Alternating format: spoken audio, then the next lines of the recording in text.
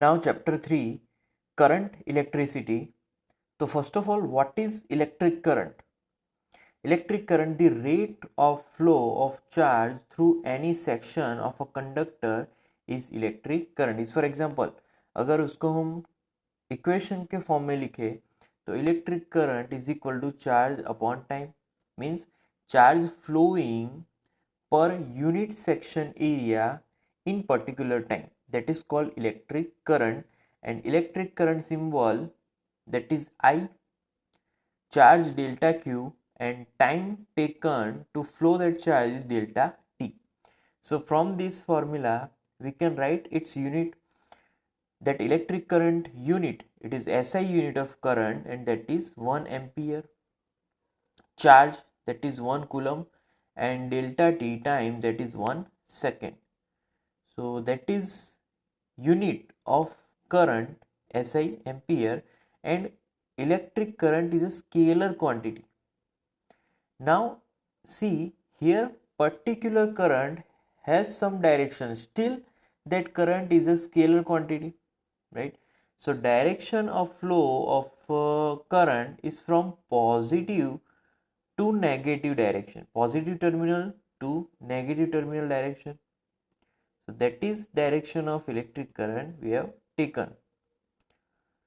Now here, if current does not vary with time, it is said that current is steady.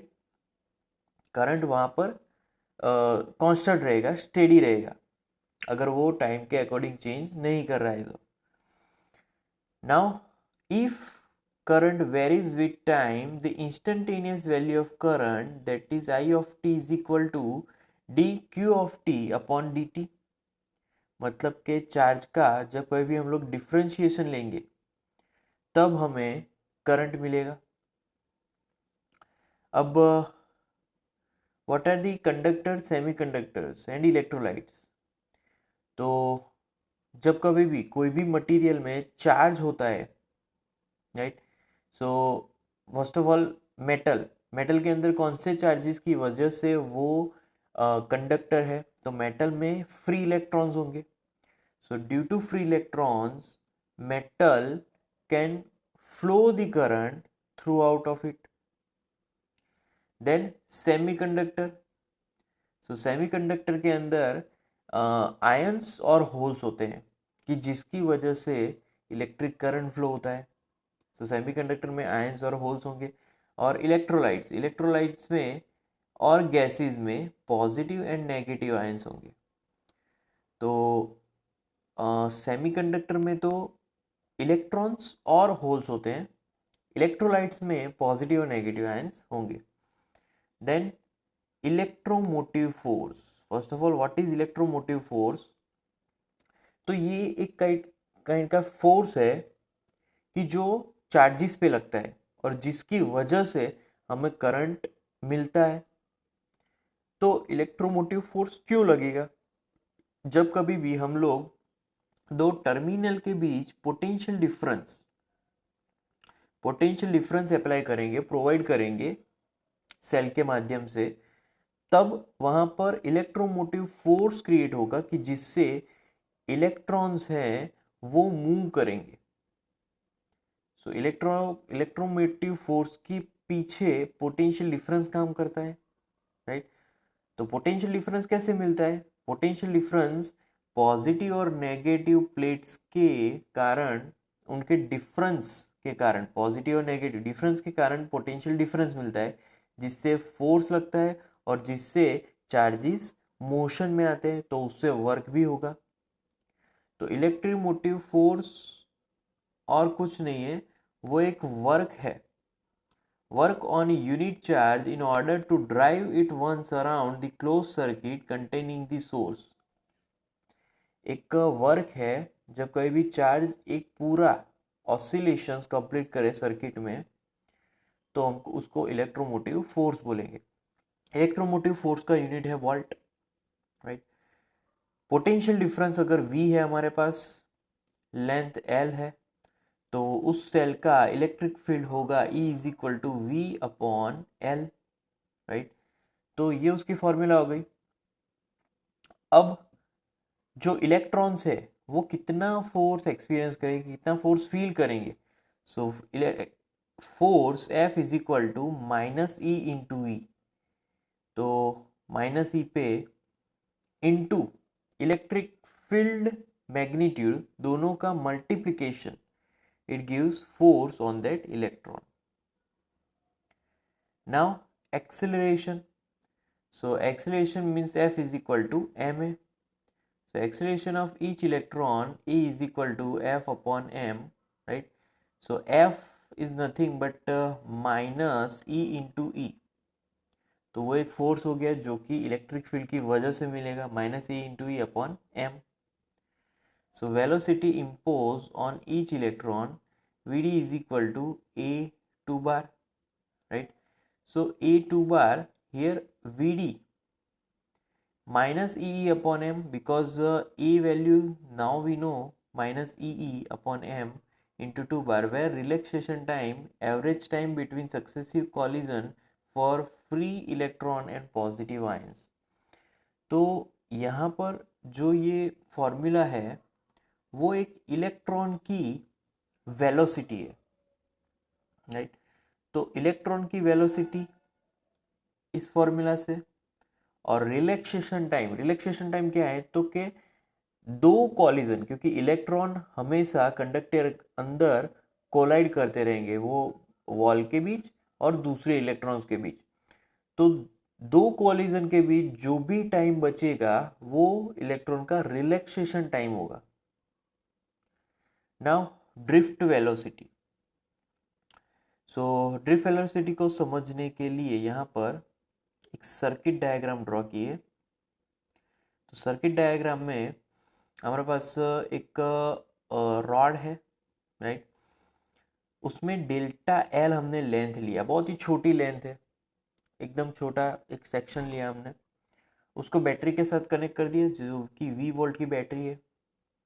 अब क्या होगा कि जब कोई भी बैटरी से कनेक्ट करेंगे तो इलेक्ट्रॉन्स मूव होंगे, तो डेल्टा टी जितना टाइम ले रहा है इलेक्ट्रॉन मूव होने के लिए, और वो जो लेंथ है जहां पर मूव हो रहे हैं वो डेल्टा एल जितना लेंथ है। तो number of electrons in that section in this delta L, that is n is equal to n into A delta L. अब स्मॉल n क्या है, तो small n number of free electrons पर unit volume. एक छोटे से टुकड़े में कितने नंबर ऑफ इलेक्ट्रॉन्स है वो n, स्मॉल n दिखाएगा। कैपिटल ए मतलब cross section area of our this object, right? तो कैपिटल एन हमारे पास है total number of electrons in that small section, total charge in that section, तो total charge के लिए सिर्फ ई को मल्टीप्लाई कर देना है तो टोटल चार्ज मिल जाएगा। देन करंट की फॉर्मूला, तो I is equal to delta Q upon delta T. Delta Q हमें यहाँ से मिल जाएगा, तो डेल्टा क्यू को रखा इक्वेशन में, delta T as it is. तो अब डेल्टा एल, यहाँ पर एक टर्म है जो कि डेल्टा एल और डेल्टा टी है, इसका मतलब कि distance upon time is velocity, so V D. So यहाँ पर फॉर्मूला मिली N A E V D, और उसके ऊपर से अगर करंट डेंसिटी को फाइंड किया जाए तो current density J is equal to I upon A means N E V D. तो ए कहाँ चला गया, नीचे डिनोमिनेटर में लेफ्ट हैंड साइड, राइट? तो आई अपॉन ए हो जाएगा क्योंकि लेफ्ट हैंड साइड क्या है, आई है, तो I upon A means current density, और उसकी फॉर्मूला होगी N E V D. Then state and explain Ohm's law. अब ओम्स लॉ, तो ओम्स लॉ ने एक छोटे से एक्सपेरिमेंट करके ये रिजल्ट लाए कि जब कभी भी आप किसी सर्किट को कंप्लीट करके जब उसका वोल्टेज पोटेंशियल डिफरेंस बढ़ाओगे तो उसके साथ साथ करंट भी बढ़ेगा। कैसे, तो जैसे जैसे पोटेंशियल डिफरेंस बढ़ेगा वैसे वैसे इलेक्ट्रोमोटिव फोर्स बढ़ेगा, इलेक्ट्रोमोटिव फोर्स बढ़ेगा तो इलेक्ट्रॉन ज़्यादा तेजी से आगे जाएंगे, अगर इलेक्ट्रॉन की स्पीड बढ़ेगी तो करंट भी बढ़ेगा। तो प्रोपोर्शनलिटी साइन अगर रिमूव करें तो वहाँ पर एक कांस्टेंट आएगा, तो V is equal to I R and that constant is R. तो आर को हम लोग बोलेंगे रेजिस्टेंस, जो भी हमने कंडक्टर लिया, जो भी मेटेलिक वायर लिया उसका रेजिस्टेंस। अब V वर्सेस I का ग्राफ ड्रॉ करें एक मेटल के लिए, कंडक्टर के लिए, तो वो हमें स्ट्रेट लाइन मिलेगी। तो स्ट्रेट लाइन का स्लोप फाइंड करेंगे। So slope is equal to tan theta, and tan theta is equal to BC upon AB is equal to delta V upon delta I is equal to R। तो वो हमें resistance मिलेगा, delta V upon delta I, that is according to Ohm's law R is constant, तो वो हमें direct resistance देगा। तो resistance, unit of resistance is Om, reciprocal of resistance is called conductance C, so C is equal to 1 upon R, और उसका unit हो जाएगा resistance के यूनिट का reciprocal means ohm inverse. Wait, now Ohm's law को derive करेंगे with the help of that formula drift velocity जो हमने आगे फाइंड की थी। तो हमारे पास अभी ये फॉर्मूला है I is equal to N E V D. तो उसमें अब वी डी को सब्जेक्ट बनाए, वी डी हमने ये फॉर्मूला ली थी कि V D is equal to A into T, acceleration into time is equal to velocity. Acceleration मतलब ई अपॉन एम, ये भी हमने प्रूव किया था, और टी मतलब रिलैक्सेशन टाइम, तो यहाँ पर टाउ लिख लेता हूँ। सो वी डी की ये फॉर्मूला बन गई। अब क्या होगा, तो ई की एक फॉर्मूला है, E is equal to V upon L, length of that conductor. ये फॉर्मूला को रखो मेन फॉर्मूला में, तो VD is equal to E V tau upon M into L. तो ये हो जाएगी हमारी ड्रिफ्ट वेलोसिटी की फॉर्मूला, राइट। सो अब ये जो VD फॉर्मूला है वो मेन फॉर्मूला में रखेंगे आई वाले, तो I is equal to N E V tau upon M L. तो ये पूरी हमारी फॉर्मूला हो गई, और वो करंट की फॉर्मूला होगी। करंट और जो हमारे पास वैल्यू है वोल्टेज, उनके रिलेशन में ये फॉर्मूला हमें मिली। तो यहाँ पर जो V है, capital V, it stands for voltage potential difference, and this VD is stand for drift velocity. तो अब अकॉर्डिंग टू ओम्स लॉ क्या है, formula V upon I is equal to R, simple. तो V अपॉन आई, तो उसकी formula यहाँ से हमें मिलेगी अभी, V upon I, V cancel हो जाएगा, एम एल ऊपर, एन स्क्वेयर ए टाउ, और वो है हमारा रेजिस्टेंस आर कांस्टेंट। तो उससे हमें रेजिस्टेंस की फॉर्मूला मिली। तो ये फिर से हमने ओम्स लॉ को प्रूव किया, but in the another manner. Now कुछ फैक्टर्स है वो रेजिस्टेंस पे अफेक्ट करते हैं। सो पहला फैक्टर है कि लेंथ, जैसे लेंथ बढ़ेगी वैसे रेजिस्टेंस भी बढ़ेगा, means R is proportional to L. Length बढ़ेगी रेजिस्टेंस बढ़ेगा। कोई भी कंडक्टर ले लो, कोई भी मेटेलिक वायर ले लो, अगर उसके आपने उसकी लेंथ बढ़ाई तो रेजिस्टेंस बढ़ेगा। अगर क्रॉस सेक्शन एरिया बढ़ेगा तो रेजिस्टेंस डिक्रीज होगा, क्योंकि R resistance is inversely proportional to area of that conductor. Depends on nature and temperature of the material. तो एक तो मटेरियल पे डिपेंड करता है रेजिस्टेंस, जैसे जैसे उसका टेम्परेचर बढ़ेगा उस मटेरियल का, वैसे ही उसका रेजिस्टेंस भी बढ़ेगा। तो वो डायरेक्टली प्रोपोर्शनल है टेम्परेचर पे। तो पहले हमने देखा R proportional to L, then देखा R proportional to 1 upon A. दोनों को कंबाइन करेंगे तो हमें ये फॉर्मूला मिलेगी R proportional to L by A. Combine कर दिया, प्रोपोर्शनैलिटी साइन रिमूव करते हैं तो इज इक्वल टू साइन आएगी और एक कांस्टेंट लेके आएगा। So that constant rho is called specific resistance और रेजिस्टिविटी। सो रो को हमने सब्जेक्ट बनाया, rho subject, rho is equal to R A upon L, right. तो स्पेसिफिक रेजिस्टेंस और resistivity formula is R A upon L. अब R हमने last time find किया था ओम्स लॉ वाला, तो उस आर को अब मैं इस इक्वेशन में रखूँगा तो मुझे रो की भी फॉर्मूला मिलेगी, and that rho it comes here. So see R is equal to M L, sorry, ये डायरेक्ट रो की फॉर्मूला फाइंड कर देते, तो rho is equal to R की फॉर्मूला अंदर रखेंगे तो M L upon N E square A tau और A upon L. So LL cancel, AE cancel, so we are left with m upon NE square tau. So ये formula मिली हमें rho की, right. So that is rho formula. अब यहाँ पर m upon E square, 1 upon n और 1/2, तो 1 by it is not 2, it is tau.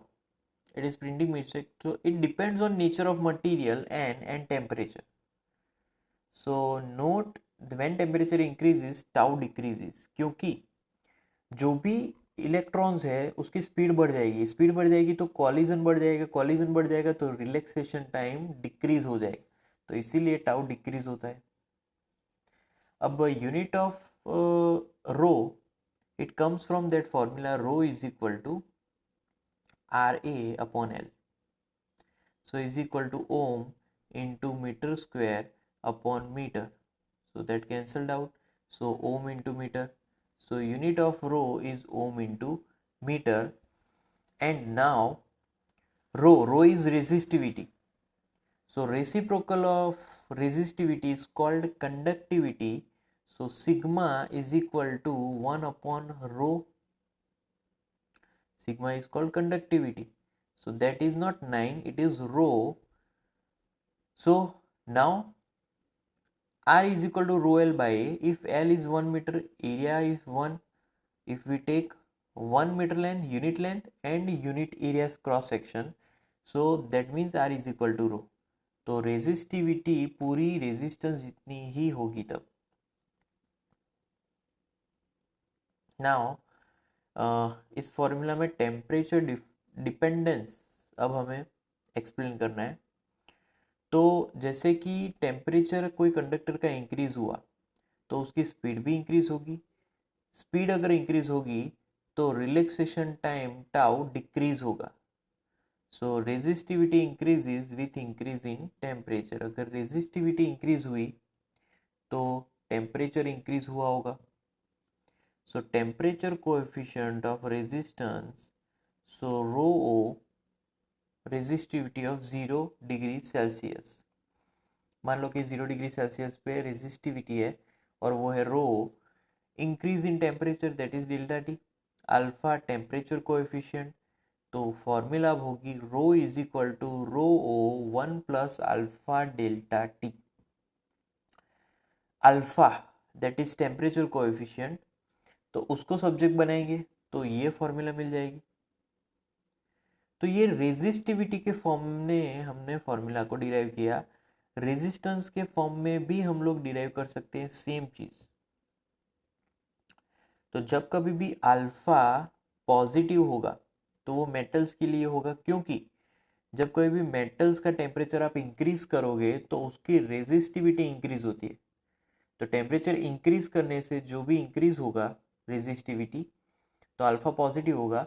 But अगर अल्फा नेगेटिव मिल रहा है दैट मीन्स टेम्परेचर इंक्रीज होने से वहां पर रेजिस्टिविटी डिक्रीज हो रही है, राइट. तो सेमीकंडक्टर के लिए अल्फा नेगेटिव है, क्यों? क्योंकि टेम्परेचर इंक्रीज करने से वहां पर रेजिस्टिविटी डिक्रीज हो रही है. So temperature increase resistance decreases. So insulator के लिए अल्फा 0 है, क्योंकि इंसुलेटर में टेम्परेचर के अकॉर्डिंग कभी भी रेजिस्टेंस चेंज नहीं होता, उसकी वैल्यू सेम होती है. अब कुछ एलॉयज के बारे में देखते हैं. एलॉयज मतलब कि mixture of different metals like manganese, ये पहला एलॉय है. कॉन्स्टेंटन, तो इनकी अल्फा की जो वैल्यू है वो बहुत ही छोटी होती है. क्यों? क्योंकि इनका मेल्टिंग पॉइंट हाई होता है, तो टेम्परेचर के अकॉर्डिंग इनके रेजिस्टेंस में इतना ज़्यादा बदलाव नहीं आता, right. So These alloy are preferred for making standard resistors and resistance boxes, क्योंकि ये हीट को जो भी है वो मेल्टिंग पॉइंट उनका ज़्यादा है, इसीलिए वो हीट को ज़्यादा एब्जॉर्ब कर सकते हैं. Then colour code of resistors. तो अब कलर कोड समझेंगे. तो कलर कोड एक तो कमर्शियली अवेलेबल एक कार्बन रेजिस्टेंस है कि जिसपे अलग अलग कलर से हम लोग उसकी जो वैल्यू होगी रेजिस्टेंस की वो पता कर सकते हैं. तो बेसिकली जो भी कलर रेजिस्टेंस है उनमें टोटल 4 कलर्स होंगे. तो 4 कलर से हम लोग पता कर सकते हैं कि उसकी वैल्यू क्या है. इस फॉर एग्जांपल हमारे पास एक टेबल है, राइट, कलर कोड का. तो वो है black, brown, red, orange, yellow. So मतलब पूरा BB Roy goes to Bombay. इनका अगर मैं फर्स्ट लेटर लूँ तो BB Roy goes to Bombay via gateway gold silver. See BB Roy, B Roy goes to Bombay via Gateway to get gold, silver and then no color. तो ये पूरा बन जाएगा black, brown, red, orange, yellow, green, right, like that. और फिर उनके सामने उनकी वैल्यूज रखनी है. जैसे कि 0 से स्टार्ट होगी तो 0 to 9 और फिर डैश डैश डैश. मल्टीप्लायर्स में से 10⁻0 से स्टार्ट होगी, फिर 10⁻9 पे आने के बाद वो 10⁻1 और -2 होके फिर डैश करेगी. और टॉलरेंस में गोल्ड से स्टार्ट होगा, गोल्ड में 5%, सिल्वर में 10% और नो कलर में 20%. सो इतना टॉलरेंस होगा. तो अब मान लो कि मेरे पास यहाँ पर बाय मिस्टेक 4 कलर्स आ गए, बट यहाँ पर 3 रेड है और एक सिल्वर है. तो फिर उस रेजिस्टेंस की वैल्यू क्या होगी. 3 रेड मतलब के 2, right, then 2 again, then 2 again into 10⁻2, right. So 10⁻2 plus और माइनस 10%. सो यहाँ पर 4 ही लेने पड़ेंगे. सो 4 रेड ध्यान में ले लो और एक सिल्वर ध्यान में लोगे तो 222 और चौथे वाले का अगेन 10⁻2. तो ये 3 बार 2 और ये एक बार 10⁻2 होगा. ये तो एक ही बार होगा लास्ट वन वाला. और टॉलरेंस मतलब कि सिल्वर यहाँ पर यूज हुआ है तो सिल्वर के लिए 10% है. सो इसीलिए यहाँ पर 10% रिटर्न है. यहाँ पर जैसे कि यहाँ पर 3 रेड है और एक सिल्वर है. 3 रेड मतलब के 2, 2 एंड 10⁻2 प्लस और माइनस 10%. अगर हम लोग हमारे पास एक और कलर कोड है, मान लो कि इसमें है ऑरेंज, ओ, देन ग्रीन, देन ब्लू और चौथा है कुछ भी नहीं, सिर्फ 3 ही है. तो फिर वैल्यू क्या होगी. तो उसकी वैल्यू होगी ऑरेंज, ऑरेंज स्टार्ट फ्रॉम 3, फिर ग्रीन, ग्रीन स्टार्ट फ्रॉम 5 और तीसरा ही है तो ब्लू है तो इंटू 10⁻6 होगा. फिर अगर कोई कलर ही नहीं है तो यहाँ पर 20% टॉलरेंस आएगा क्योंकि नो कलर में 20% है. सो 20% टॉलरेंस, तो प्लस और माइनस 20% हमें लिख लेना है. सो उस रेजिस्टेंस की वैल्यू होगी 35 इंटू 10⁻6 प्लस और माइनस 20%. नाउ अब हमारे पास एक वैल्यू है 1 किलो ओम प्लस और माइनस 10%. उसके लिए कलर कोड लिखना है. तो उसके लिए कलर कोड हम लोग लिखेंगे कि कलर कोड में पहले तो 2 वैल्यू होगी. तो यहाँ पर क्या वैल्यू है उसकी 10⁻3 ओम प्लस और माइनस 10%, राइट. तो प्लस और माइनस 10% में सी 10⁻3 मतलब 10 इंटू 10⁻2 लिख सकता हूँ इंटू ओम प्लस और माइनस 10%. सो 10 इंटू 10⁻2, 10 मतलब कि तो पहला 1 है, फिर 0 है, तो brown, black, then 10⁻2, then red. So brown, black, red और प्लस और माइनस 10 था तो सिल्वर, तो चौथा होगा सिल्वर। ब्राउन, ब्लैक, रेड और सिल्वर, तो ये 4 कलर है।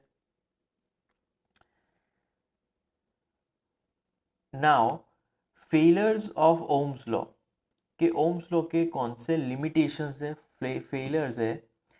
So V proportional to I only for small value of current, अगर करंट की ज़्यादा वैल्यू होगी तो V proportional to I नहीं होगा। Then relation between V and I depends on sign of V, कि V की साइन कैसी है, पॉजिटिव है, नेगेटिव है, राइट। और the relation between V and I is non unique. तो ये ओम्स के कुछ फेलर्स है। मान लो कि अगर V प्रोपोर्शनल टू I नहीं है, क्योंकि कुछ मटेरियल्स में V is not proportional to I, तो तब क्या होगा। मान लो कि V और I का मैंने ग्राफ ड्रॉ किया और वो कर्व्ड मिला, तो यहाँ पर ओम्स लॉ ये फॉलो नहीं करता है, तो इसको बोलेंगे हम लोग नॉन ओमिक। तो वो जो भी सर्किट हमने कनेक्ट करके फिर V और I का जो ग्राफ हम ये कर्व ग्राफ लाए, तो वो सर्किट को हम लोग non ohmic material, non ohmic circuit बोलेंगे। देन कॉम्बिनेशन ऑफ रेजिस्टेंस, तो पहले हमने सारे रेजिस्टेंस को सीरीज में कनेक्ट किया, सो R1 R2 R3।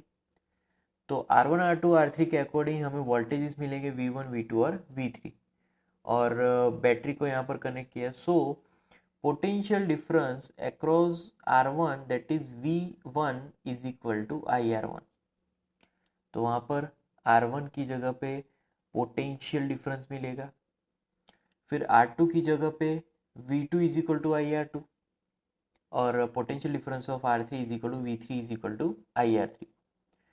अब सारे पोटेंशियल को अगर हम ऐड करेंगे V is equal to V1 plus V2 plus V3, तो जो उसका जो टोटल V है उसका इक्विवेलेंट मिलेगा IR।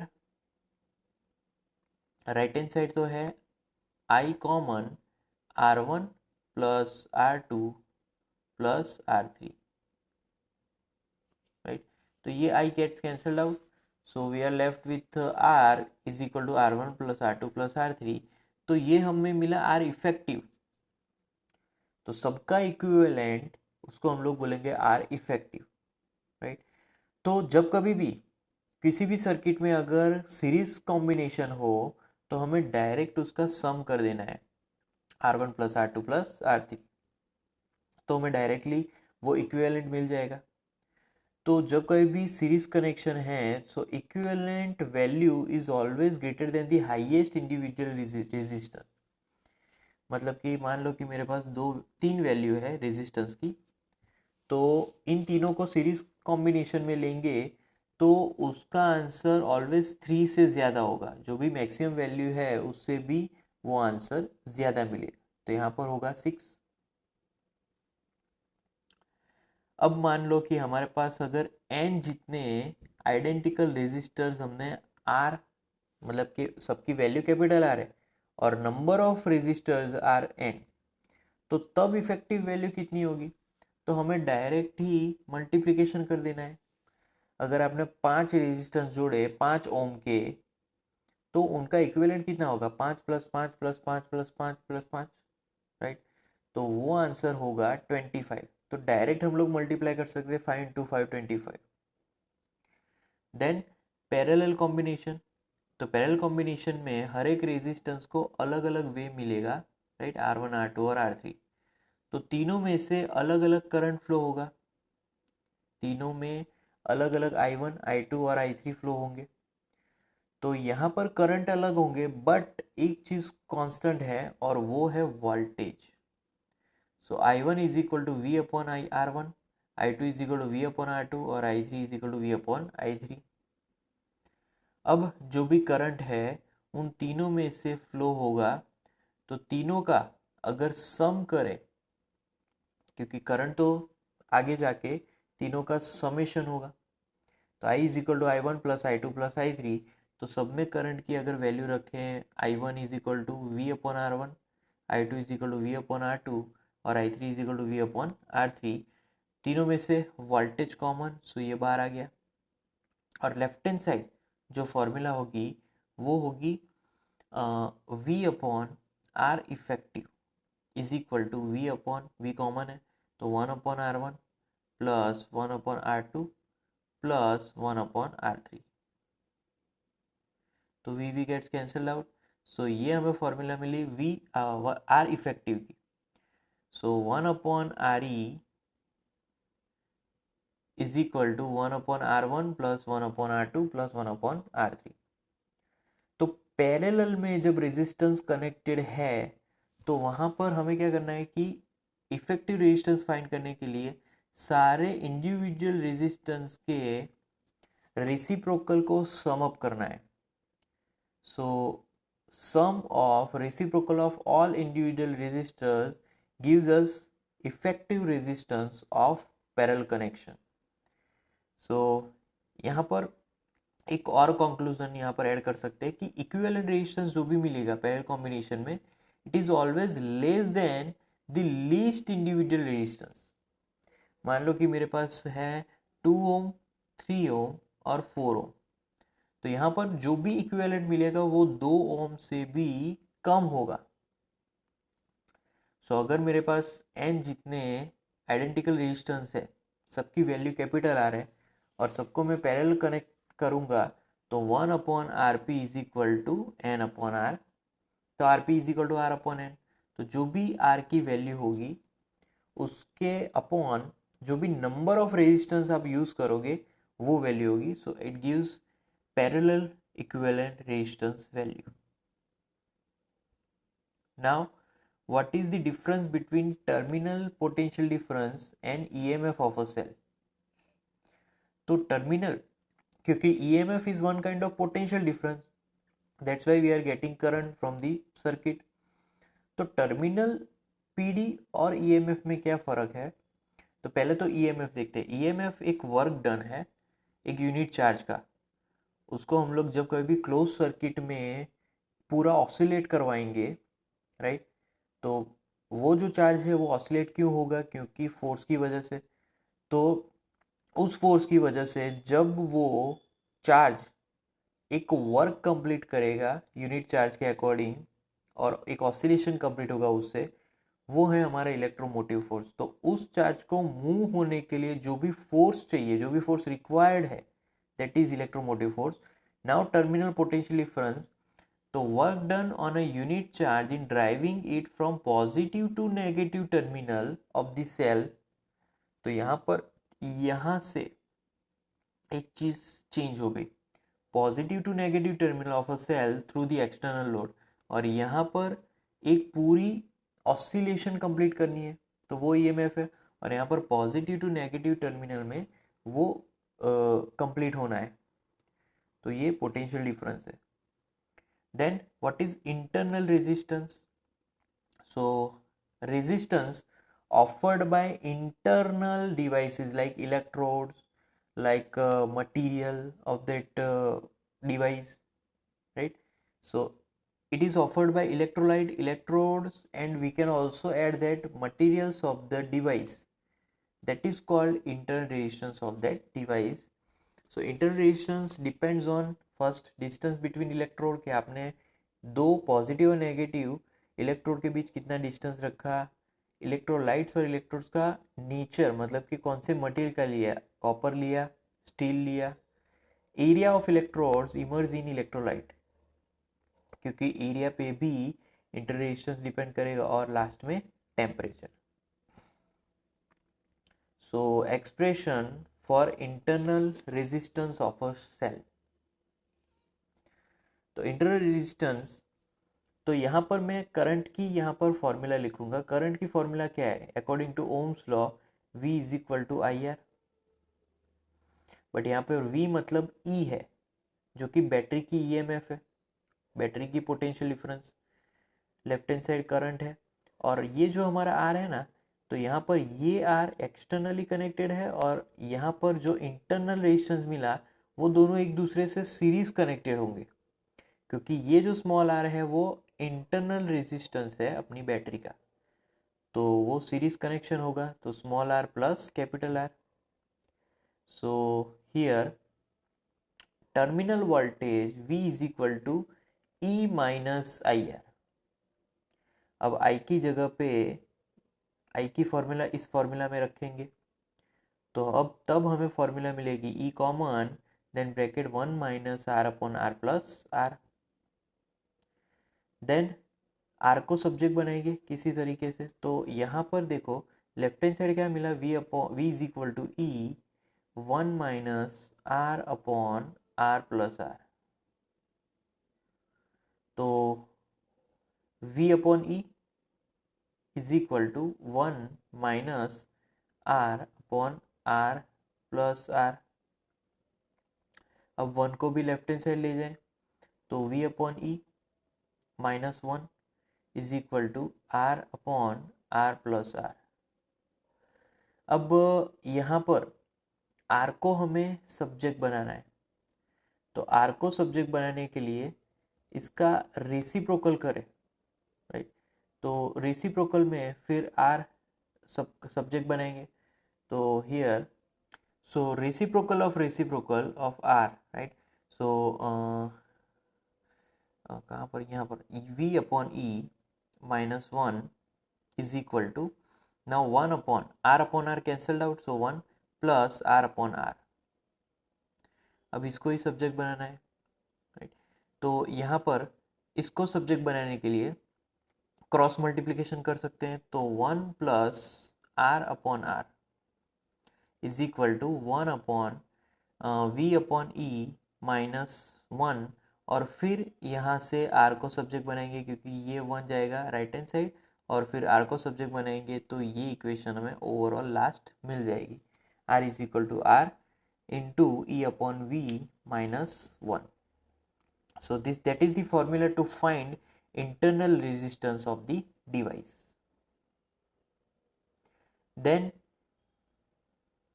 new topic, that is Kirchhoff's rules. State and explain Kirchhoff's rule. So Kirchhoff's इसके दो लॉ है बेसिकली। तो पहला लॉ है किरचॉफ्स करंट लॉ, तो वो लॉ है sigma I is equal to 0। Simple मतलब के algebraic sum of currents meeting at a junction in circuit is 0। So जितना भी करंट है पूरे सर्किट में, अगर उसका हम लोग एल्जेब्रिक सम ले तो वो 0 मिलेगा। कैसे, तो जैसे कि यहाँ पर एक सर्किट है, राइट।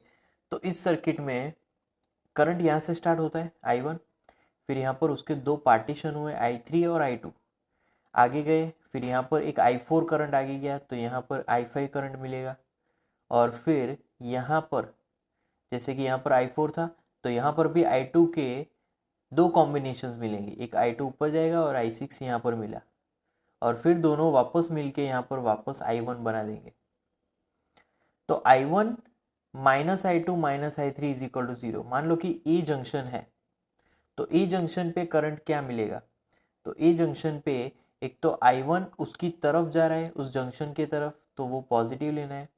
I2 उसको लीव कर रहा है, अगर जंक्शन को लीव कर रहा है तो वो नेगेटिव लेना है, और यहाँ पर भी I3 भी जंक्शन को लीव कर रहा है तो वो भी नेगेटिव लेना है। तो फिर आंसर हमें 0 मिलेगा, क्योंकि जितना करंट उस जंक्शन को मिलेगा उतना ही करंट वहाँ से लीव होगा। तो इसीलिए यहाँ पर सबका अलजेब्रिक सम 0 मिला। So we can write that I1 is equal to I2 plus I3। I1 जितना होगा उसी के डिवीजन से एक तो I3 और I2 बनेंगे। सिमिलरली मान लो कि बी जंक्शन पे क्या हो रहा है वो देखते हैं। तो बी जंक्शन पे एक तो I2 आ रहा है, मतलब वो पॉजिटिव लेना है, फिर I4 भी आ रहा है तो उसको भी पॉजिटिव लेना है, बट I6 जा रहा है तो उसको नेगेटिव लेना है, और फिर आंसर 0। तो यहाँ पर लिख सकते हैं कि I6 is equal to I2 plus I4। I6 is equal to I2 plus I4, उन दोनों का कॉम्बिनेशन मतलब I6।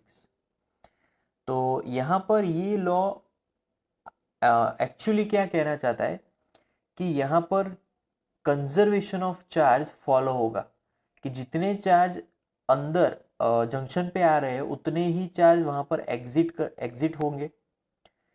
तो in any circuit total amount of electric charge reaching a point at any instant is equal to the total charge leaving that point at that instant. Simple. अब बारी है Kirchhoff के second law की.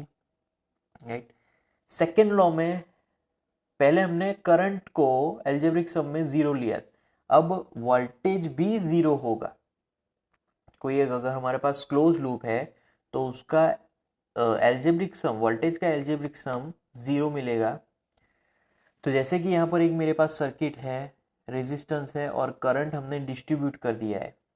So current में यहाँ से I1 जा रहा है, यहाँ पर दो करंट्स मिल रहे हैं, राइट, I2. आगे जाके यहाँ पर भी हमें करंट मिला.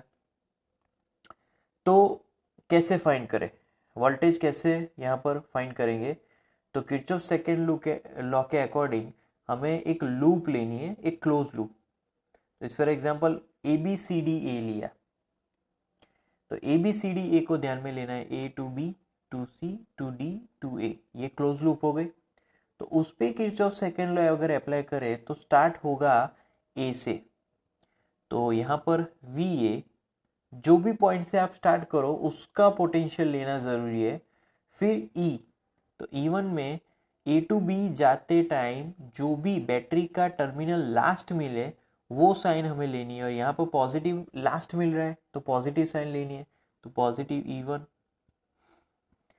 फिर करंट की डायरेक्शन और मेरी डायरेक्शन A to B जाने की दोनों की सेम है, तो फिर नेगेटिव लेना है.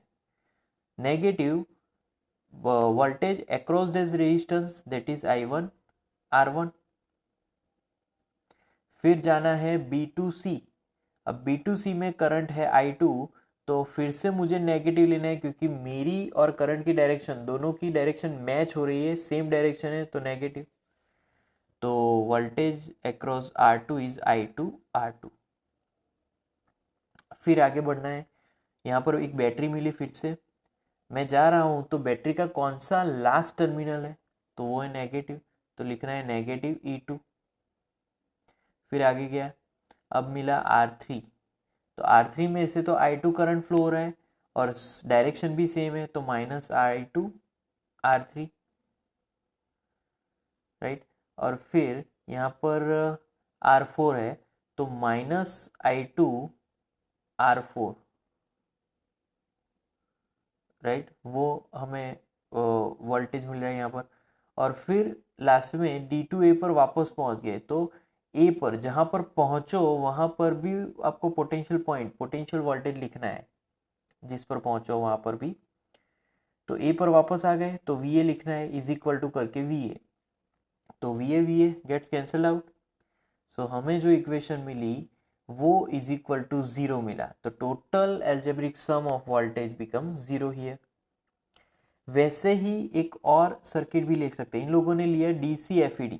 DCFED तो हम लोग हाँ ये ले सकते हैं, A to E to F to B to A वापस. तो उसके लिए किरचॉफ्स लॉ लगाएंगे. तो A से स्टार्ट हो रहा है मतलब VA, फिर फिर A to B जा रहे हैं ना, हाँ, तो A to B. अब मैं यहाँ पर लूप भी लिख लेता हूँ तो याद रहे, जिससे A B F E, A B F E A, A B F E A, right, A B F E A, okay. So A to B, फिर से मुझे E1 मिल रहा है, लास्ट टर्मिनल पॉजिटिव, तो पॉजिटिव E1 लिखो.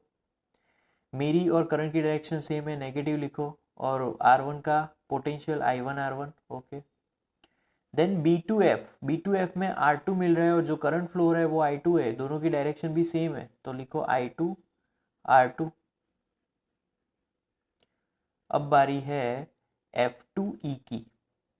अब जो हो रहा है वो, मैं जा रहा हूँ F2E बट करंट आ रहा है मेरे से ऑपोजिट, तो लो पॉजिटिव, और पोटेंशियल अक्रॉस R5, सो R5 इंटू I3. और फिर मैं E पे पहुंचा, अब E to A, तो लिखना है इज इक्वल टू VA, क्योंकि E और A के बीच तो कोई रेजिस्टेंस ही नहीं है. So VA gets cancelled out, so we are left with this equation and then zero. So उस लूप की जो भी एल्जेब्रिक सम है पोटेंशियल की, वो हमें ये फॉर्मूला मिल रही है. तो इससे हम लोग वोल्टेजेस, रेजिस्टेंस, जो भी अननोन क्वांटिटीज है वो फाइंड कर सकता है. Higher potential to low is treated as negative and low to higher is treated as positive. Now time for Wheatstone bridge. तो व्हिस्टन ब्रिज एक ब्रिज है जो कि बैलेंसिंग में लाता है, सर्किट को बैलेंस करता है. सो एक 4 रेजिस्टर्स का अरेंजमेंट है, उसमें एक अननोन रेजिस्टेंस भी होगा कि जो फाइंड करना है. इसके अलग अलग ब्रांचेस होंगे जिसमें से करंट फ्लो होगा, और जो भी मिड ब्रांच है तो बीच में से एक हम गैल्वेनोमीटर कनेक्ट करेंगे कि जिससे हमें पता चले कि हाँ डिफ्लेक्शन हो रहा है नहीं हो रहा है, राइट. तो हमारे जो नोन रेजिस्टेंस है वो PQS है, और हमें अननोन रेजिस्टेंस को फाइंड करना है. फाइंड कैसे करेंगे? तो गैल्वेनोमीटर जब 0 आए तब जो भी ब्रिज है वो बैलेंस्ड कंडीशन है, और बैलेंस कंडीशन में एक फॉर्मूला के अकॉर्डिंग, मतलब किरचॉफ सेकेंड लॉ अप्लाई करके हम लोग अननोन रेजिस्टेंस फाइंड कर सकते हैं. कैसे वो देखते हैं हम लोग. यहाँ पर एक सर्किट है हमारे पास, राइट. तो सर्किट है ABCD, चारों में रेजिस्टेंस है, चारों में से करंट फ्लो होगा. करंट पहले स्टार्ट होता है I1 से, तो यहाँ पर I1 जाएगा, तो यहाँ पर बाकी का बचेगा जाएगा, जो बचा वो. तो यहाँ पर एक मिस्टेक है अगेन, ये हमारा I1 नहीं है, ये हमारा I है. तो बैटरी में से जो करंट निकलता है वो है हमारा I. तो अगर ये I1 है तो ये बचेगा I माइनस I1. I1 आगे बढ़ेगा, वो एज इट इज रहेगा, और यहाँ पर भी वो करंट एज इट इज रहेगा I माइनस I1. दोनों फिर से एडअप होंगे और फिर से वो I बन जाएगा, तो यहाँ पर फिर से हमें I मिल जाएगा. तो सर्किट कंप्लीट. तो एक तो किरचॉफ फर्स्ट लॉ यहाँ पर फॉलो हो गया. अब सेकेंड लॉ अप्लाई करेंगे, और वो अप्लाई करेंगे एक ABDA लूप पे. तो ABDA starts from A, so VA. B, same direction are there, my direction and current direction are same, so I1 into P. फिर B to D, तो galvanometer है, कुछ भी नहीं है. D to A, तो अब मेरी डायरेक्शन और यहाँ पर जो करंट की डायरेक्शन है वो दोनों अपोजिट है, तो plus I minus I1 into that resistance R. और फिर मैं ए पे वापस पहुंच गया तो वापस VA, सो VA gets cancelled out. So ये इक्वेशन हमें मिली जो कि यहाँ पर है. अब मैं जो I1P है उसको लेफ्ट हैंड साइड ले जाऊँ तो लिख सकता, अरे सॉरी राइट हैंड साइड ले जाऊँ, तो I1P is equal to I minus I1 into R. ये फॉर्मूला हो जाएगी. तो इसको फर्स्ट फॉर्मूला दे देते हैं. Then second equation, second loop is BCDB, तो B to C to DB, तो B to C minus I1 क्यों मिलेगा, C to D plus I minus I1 into S मिलेगा, इज इक्वल टू 0. अब minus I1 क्यों है उसको right hand side ले जाएंगे तो ये फॉर्मूला मिलेगी, उसको हम लोग सेकेंड इक्वेशन बोलेंगे. अब दोनों इक्वेशन को हम लोग रेशियो लेंगे, टेकिंग रेशियो ऑफ 1 and 2, 1/2. सो यहाँ पर I1 कैंसिल हो जाएगा, ये भी कैंसिल हो जाएगा, ये भी कैंसिल हो जाएगा, तो we are left with P upon Q is equal to R upon S. तो इसको ही बैलेंसिंग कंडीशन बोलेंगे व्हिस्टन ब्रिज की. तो ये हो गई बैलेंसिंग कंडीशन. सो अगर गैल्वेनोमीटर की जो बैलेंस ब्रिज है, मतलब कि गैल्वेनोमीटर से सेल का, अगर गैल्वेनोमीटर और सेल दोनों को इंटरचेंज करवा दे तो क्या बैलेंस पॉइंट में कोई चेंज आएगा. मतलब गैल्वेनोमीटर और बैटरी दोनों को इंटरचेंज करवा दे, दोनों को प्लेस इंटरचेंज करेंगे तो गैल्वेनोमीटर में कोई भी चेंज नहीं होगा. तो बैलेंसिंग पॉइंट वहीं के वहीं मिलेगा, वहीं पे वहीं, मतलब कि वो 0 का ही दिखाएगा अगर सर्किट बैलेंस है तो. So equation of balancing is P upon Q और P upon R is equal to Q upon S, both are right. Now meter bridge.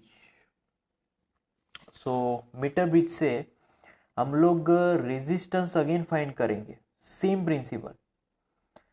Now but resistance of resistor wire find कर सकते हैं हम लोग Wheatstone bridge से. So meter bridge is a device used to find resistance of wire using Wheaton's principle. तो अब हमारे पास एक अननोन रेजिस्टेंस है x, राइट. देन अब हमें एक जॉकी कनेक्ट करनी पड़ेगी कि जो लेंथ पे ड्राइव कर सके. तो जो भी हम लोग जॉकी यूज करने वाले वो एक कंडक्टर ही है और वो हम इस मेटेलिक वायर पे ड्राइव करेंगे कि जिससे गैल्वेनोमीटर की हम लोग नल पॉइंट फाइंड करें कि जिससे ब्रिज बैलेंस है कि नहीं वो पता कर पाए, राइट. तो मान लो कि जॉकी को हम लोग ड्राइव करते करते डी पॉइंट पे ले आए और तब गैल्वेनोमीटर जीरो डिफ्लेक्शन बता रहा है. सो जो बैलेंसिंग लेंथ है वो एल हुई एक एंड से, राइट. तो दूसरे एंड यहाँ पर एक गैप में एक्स कनेक्ट किया और दूसरे गैप में रेजिस्टेंस बॉक्स है. तो एक्स की हमें रेजिस्टेंस फाइंड करनी है. तो वहां पर एल पॉइंट पे, एल लेंथ पे हमें रेजिस्टेंस मतलब कि हमें गैल्वेनोमीटर जीरो मिल रहा है. तो व्हिटन ब्रिज का अगर प्रिंसिपल अप्लाई करें तो X upon R is equal to R A D upon R D C, क्योंकि ratio of resistance is equal to another ratio of resistance. But यहाँ पर ये जो मेटेलिक वायर है उस वायर का भी कुछ रेजिस्टेंस होगा तो वो भी एज अ रेजिस्टेंस यहाँ पर वर्क कर रहा है, यहाँ पर भी एज अ रेजिस्टेंस वर्क हो रहा है. तो वो X upon R is equal to R A D upon R D C होगी. सो आर ए डी क्या है? आर ए डी वो है sigma one. Sigma one is resistance per unit length of meter bridge wire and R D C is equal to 100 minus L. तो अब values अगर put करेंगे तो यहाँ पर x upon R is equal to R A D that is sigma L. Sigma L means resistance of that L length wire and 100 minus L into sigma is resistance of that length wire again. तो sigma sigma तो cancel हो जाएंगे. We are left with this formula. So x upon R is equal to L upon 100 minus L. मान लो कि वो जो L मिला वो हमें 40 मिला तो ये ऑटोमेटिकली 60 हो जाएगा. तो यहाँ पर हम लोग डायरेक्टली लिख सकते हैं एट दैट टाइम 40 अपॉन 60. तो डायरेक्ट हमें x अपॉन आर रेशियो मिल जाएगा. तो उससे जो अननोन रेजिस्टेंस है x वो हम फाइंड कर पाएंगे क्योंकि r गिवन है पहले से ही. मान लो वो 30 ओम है तो सारी वैल्यूज पुट करके हम लोग अननोन रेजिस्टेंस फाइंड कर सकते हैं. Now potentiometer. So potentiometer consist of 10 meter long uniform resistance wire fixed on a wooden platform.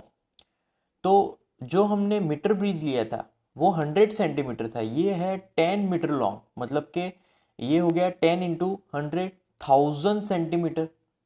So potentiometer की जो वायर है वो हमें लगभग 10 टाइम्स ज़्यादा लेनी है मीटर ब्रिज से.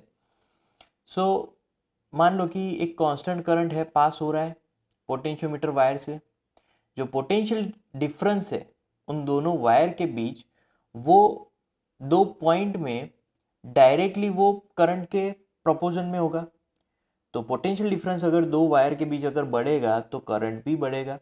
Means if A and B are that two point separated by length L तो V A B is equal to I R A B according to Ohm's law.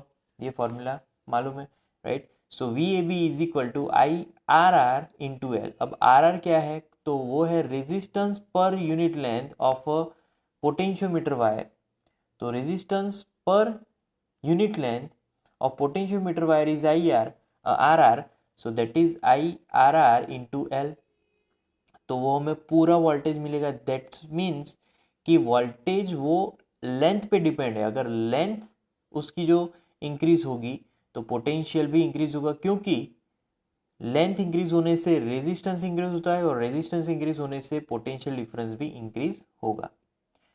So potentiometer से क्या हमें मिलने वाला है? तो उससे हम लोग ईएमएफ मेजर कर सकते हैं नल पॉइंट फाइंड करके. ईएमएफ को कंपेयर कर सकते हैं. अगर दो सेल हैं हमारे पास तो दोनों ईएमएफ को कंपेयर कर सकते हैं उनके नल पॉइंट वाले लेंथ को फाइंड करके और सेल का इंटर रेजिस्टेंस भी फाइंड कर सकते हैं. सो मेजरमेंट ऑफ ईएमएफ. तो जैसे कि यहाँ पर एक सेल है ई गैलोमीटर कनेक्ट किया है, ये हमारा एक्सटर्नल सेल है, ड्राइवर सेल उसको बोलेंगे, रियोस्टेट, एमीटर, सब कुछ कनेक्ट किया है। अब जो भी अगर हम लोग पोटेंशियोमीटर में से जॉकी को स्लाइड करेंगे तो गैलोमीटर में कोई डिफ्लेक्शन नहीं होगा तब। बट अगर current through this cell E become zero तो ईएमएफ कितना होगा, तो वो होगा वी ए जे। तो जे पे गैलोमीटर डिफ्लेक्शन जीरो बता रहा है, तो उस सेल का ईएमएफ वो होगा ए और जे के बीच का वोल्टेज जितना। तो potentiometer V A J is equal to I R R into L. तो आई आर आर क्या है, तो पहले तो आई आर आर मतलब कि वो जो रेजिस्टेंस है, रेजिस्टेंस पर यूनिट लेंथ और उतनी ही लेंथ, कितनी लेंथ, तो इतनी लेंथ ए जे जितनी, उसको मल्टीप्लाई कर देंगे तो वो हमें पोटेंशियल देगा ए और जे पॉइंट के बीच। सो अब ईएमएफ, तो E is equal to I R R into L, right. तो अगर हमें पोटेंशियोमीटर वायर का आर आर अगर हमें मालूम है तो हम लोग इजीली ईएमएफ ई भी फाइंड कर सकते हैं, टर्मिनल वोल्टेज भी फाइंड कर सकते हैं। Now some precautions for potentiometer. EMF of cell in primary should be greater than that of secondary. Primary में ज्यादा ईएमएफ रखना है सेल का सेकेंडरी से, क्योंकि प्राइमरी ही पूरे सर्किट को चलाने वाली है। अगर आप प्राइमरी की जगह सेकेंडरी, सेकेंडरी की जगह प्राइमरी रखोगे तो फिर सर्किट, जो भी पूरी सर्किट है वो ड्राइव होगी जब जो हमें फाइंड करना है। The potentiometer point A always positive with respect to B, तो पोटेंशियल डिफरेंस मिलेगा उतना। Current should be pass for a small time. Current बहुत ही कम समय के लिए वहां पर फ्लो होना चाहिए। क्यों?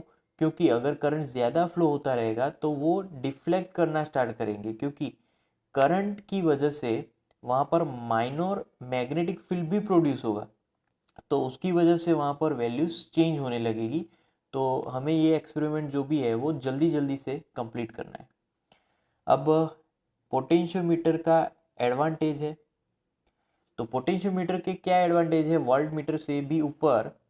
तो if you use voltmeter to measure EMF of a cell, right, due to finite resistance voltmeter current will be drawn from this cell। तो voltmeter में रेजिस्टेंस भी ऐड हो जाता है जिससे कि हमें कंप्लीट एक्यूरेट वैल्यू नहीं मिलती। So measure value will be only terminal potential difference, not EMF, क्योंकि जब कभी भी रेजिस्टेंस में से काउंट होके जब वोल्टमीटर वोल्टेज दिखाएगा तो वो हमारा टर्मिनल वोल्टेज होगा। Then EMF of cell can be measured only if no current is drawn from the cell. While measuring EMF, this is made possible in potentiometer। तो पोटेंशियोमीटर को हम लोग बैलेंस करते हैं नल मेथड से। इसका मतलब कि वहाँ पर करंट फ्लो नहीं होने वाला। करंट अगर नहीं फ्लो होगा तो वो रेजिस्टेंस में से फ्लो नहीं करेगा, और रेजिस्टेंस में से फ्लो नहीं करेगा तो वहाँ पर रेजिस्टेंस काउंट ही नहीं होगा। तो यहाँ पर नल मेथड से जो भी हम फाइंड करेंगे वो एक्यूरेट होगा, क्योंकि करंट फ्लो ही नहीं हो रहा है, तो रेजिस्टेंस भी वहाँ पर काउंट नहीं होगा कि जिससे हमें एक्यूरेट वैल्यू मिले। Then measurement of internal resistance of a cell. तो कोई भी सेल है उसका इंटरनल रेजिस्टेंस कैसे फाइंड करें। यहाँ पर फिर से internal resistance of the cell in the primary, मान लो कि वो स्मॉल आर है। अगर हमारे पास ओपन सर्किट है तो क्लोज द प्लग की वन प्लग को क्लोज कर देना है, मतलब एक्सटर्नली उसको कनेक्ट कर देते हैं, और की टू को ओपन कर देना है। तो प्राइमरी मतलब के ये जो की टू है यहाँ पर उसको ओपन रखना है। तब फिर हमें नल पॉइंट फाइंड करना है। तो अब हमें पता है कि ईएमएफ क्या होगा, वो लेंथ के अकॉर्डिंग बढ़ेगा। So L corresponding balancing length. सो अब introduce a certain resistance in wire. Now terminal potential difference V of the cell appears in primary L2 corresponding balancing length। So V proportional to L2 होगा, क्योंकि अब हमने K2 की को अंदर रख दिया है तो क्लोज सर्किट है, तो वहां पर अब टर्मिनल वोल्टेज फाइंड करेंगे नल पॉइंट की मेथड से। तो यहाँ पर दो इक्वेशन मिले, एक ये रहा और दूसरा ये रहा। अकॉर्डिंग टू ओम्स लॉ, तो आई जो भी है वो ओम्स लॉ के अकॉर्डिंग क्या होगा, ईएमएफ होगा, और पूरे रेजिस्टेंस, सारी सर्किट का रेजिस्टेंस मतलब कि आर प्लस इंटरनल रेजिस्टेंस। तो इसको इस फॉर्मूला में रखें तो V इज इक्वल टू ये फॉर्मूला में मिलेगी, राइट। तो E R upon R plus R proportional to L2, तो वो L2 के एग्जैक्टली प्रोपोर्शनल होगा, क्योंकि इस फॉर्मूला के अकॉर्डिंग V की जगह हमने L2 लिखा। तो अब यहाँ पर इस फॉर्मूला में मैं लिख सकता हूँ कि E R upon R plus R, ये फॉर्मूला है। तो E प्रोपोर्शनल टू क्या है, L1 है, तो उसके प्रोपोर्शनल L1 सामने लिखूँ, तो R प्लस आर, ई की जगह L1, राइट। तो R plus R upon R, L1 upon L2, इसको कैसे लिखा है, तो E की जगह पे L1 into R as it is upon R plus R is equal to means proportional to L2। तो अब प्रोपोर्शनलिटी साइन लिखने की ज़रूरत नहीं है क्योंकि सभी कैंसिल हो गए कांस्टेंट। तो यहाँ पर ये फॉर्मूला बन गई R plus R upon capital R is equal to L1 upon L2, right. तो अब मैं R को सब्जेक्ट बना सकता हूँ इजीली। तो R को सब्जेक्ट बनाएंगे तो ये फॉर्मूला मिलेगी। तो ये फॉर्मूला है इंटरनल रेजिस्टेंस, कोई भी सेल का इंटरनल रेजिस्टेंस फाइंड करने की ये है formula. So as internal resistance R increases, external resistance R increases, internal resistance of the cell increases, क्योंकि दोनों एक दूसरे के डायरेक्टली प्रोपोर्शनल है। So it is easier to start a car engine on a warm day, on a chilly day. On a warm day, resistance of a car battery decreases. So large current can be drawn from the battery. In the potentiometer circuit shown, the balance point is at J state with the region where the balance point will be shifted. So कब shift होगा, तो वहाँ पर E is equal to I R L into A J, क्योंकि E M F find करने के लिए एक तो आई आर एल पूरे लेंथ, तो आर क्या है, आर एल क्या है, सो resistance per unit length into अगर ए जे उस लेंथ से मल्टीप्लाई करेंगे तो वो हमें देगा पूरा E M F. So potential gradient is I R L is increased and E is constant, so balancing length is A J, it is decreased. So वो फिर कांस्टेंट रहेगा। तो ई कांस्टेंट रखने के लिए अगर आई आर एल इंक्रीज हो रहा है तो ए जे डिक्रीज होगा। Resistance has increased keeping R constant, so at null point no current drawn from this cell E, hence no effect. अगर करंट ही नहीं फ्लो होगा तो फिर इफेक्ट कोई भी नहीं होगी। वहाँ पर हम लोग कंप्लीटली उसका जो ई एम एफ है, जो इंटर रेजिस्टेंस है, वो 100% एक्यूरेसी के साथ हम लोग फाइंड कर सकते हैं। The driver cell in the primary is replaced by another cell whose EMF is lower than of E.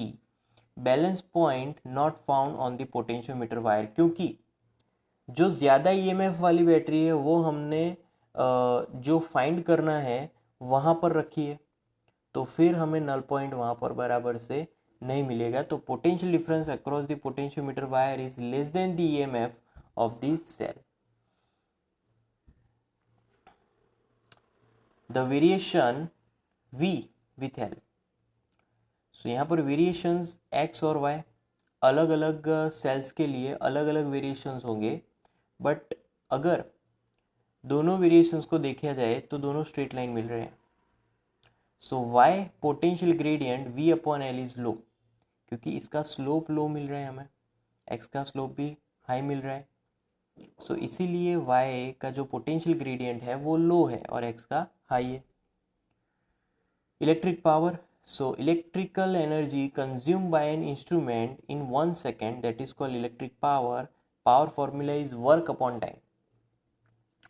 So power is equal to VI is equal to I square R is equal to V square upon R. तो ये formula है तीनों के तीनों power की।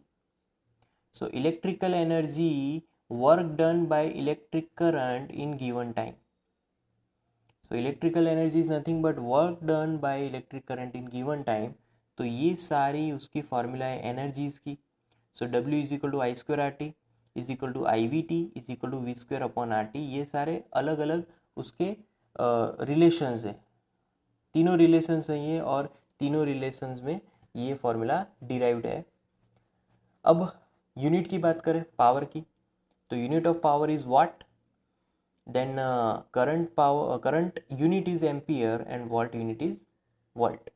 सो इसके ऊपर से डेफिनेशन लिख सकते हैं, whenever current is flowing through wire is 1 ampere, voltage means voltage across the two wire is 1 volt, then it is said that power is flowing through that wire is 1 watt। सो आपने देखा होगा कि अलग अलग ratings होते हैं bulb के ऊपर। तो मान लो कि 3 बल्ब है, 40 वाट 60 वाट एंड 100 वाट, और उसको 220 वोल्ट मीन पे हमें उसको काम लेना है, मतलब कि 220 वोल्ट पे हमें उसको ज्वाइन करना है। So will they more bright in connected who in which combination parallel और सीरीज। सो R40 greater than R60 greater than R100। तो 40 वाट मतलब कि उसका जो रेजिस्टेंस है वो ज़्यादा होगा, तभी उसका पावर कम है। तो 40 वाट वाले का रेजिस्टेंस ज़्यादा है, फिर 60 की बारी, फिर 100 की बारी। सो यहाँ पर brightness depends on power dissipation. तो अगर सीरीज कनेक्शन है तो P is equal to I square R, क्योंकि सीरीज में I कांस्टेंट रहेगा, तो यही फॉर्मूला हमें यूज़ करनी है। तो P प्रोपोर्शनल टू R हो गया। तो higher the resistance higher the power dissipation. So 40 watt bulb burns most brightly, right, क्योंकि वहाँ पर रेजिस्टेंस ज़्यादा है 40 वाट का, तो उसका पावर डिसिपेशन भी ज़्यादा होगा। देन पैरेलल में V कांस्टेंट होगा, तो यही फॉर्मूला हमें लेनी है। इसका मतलब कि रेजिस्टेंस पावर के रेसिप्रोकल में, इन्वर्सली प्रोपोर्शन में। तो अगर रेजिस्टेंस हायर पावर डिसिपेशन कर रहा है, मतलब कि जो भी रेजिस्टेंस कम है वो हायर पावर डिसिपेट करेगा। तो किसका रेजिस्टेंस कम है? 100 का। सो R100, तो 100 वाट वाला बल्ब जो है वो सबसे ब्राइटली कनेक्टेड होगा, वो सबसे ब्राइट लाइट देगा।